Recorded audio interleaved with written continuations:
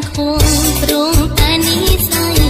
វាសនាខ្ញុំខ្ពស់ព្រោះតែនិស័យបានកើតលើទឹកដីផ្លៃធ្លាបបកូនខ្មែរសម្បុរស្អាតចិត្តនិយាយក៏ល្អកូនខ្មែរសម្បុរស្អាតចិត្តនិយាយក៏ល្អពូជកូនខ្មែរអង្គសែនថ្លៃថ្នូរសច្ចៈត្រង់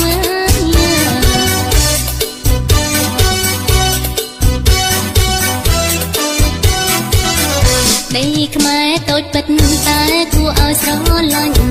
ដីខ្មែរតូចពិតតែគួរឲ្យស្រឡាញ់មានទីក្រុងភ្នំពេញដែលជាបេងដូងសៀមរាបមានប្រាសាទអង្គរវត្តតំណាងជាតិផងគ្រប់ខេត្តសម្បត្តិសម្បត្តិធម្មជាតិកន្លងចិញ្ចឹមជីវជនបងបកតាំងពីយូរលង់ណាស់មកហើយ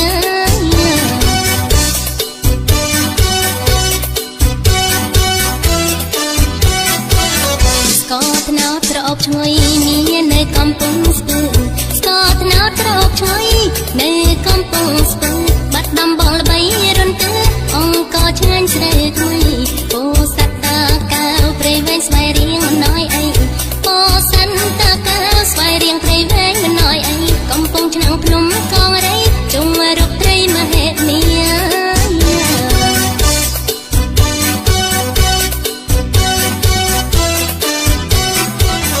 កំពង់សោមកំពតមាត់សមុទ្រជួបជុំ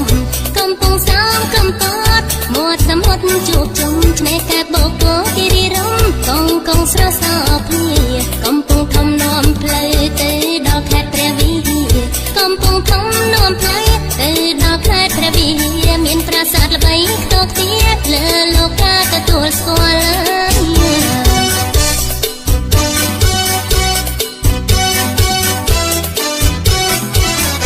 មានប្រាក់ត្បូងពេជ្ររំលេចពណ៌ស្រស់ឆ្អៅឆ្អិនមានប្រាំងត្បូងពេជ្ររំលេចពណ៌ស្រស់ឆ្អៅឆ្អិនសម្បូរនៅក្រុងបៃលិន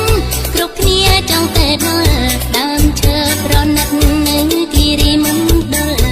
រតនគិរីសម្បូរឈើថ្នាំនៅភោគផលទេសភាពត្រកានីមលបើបានយល់ចិត្តរីករាយ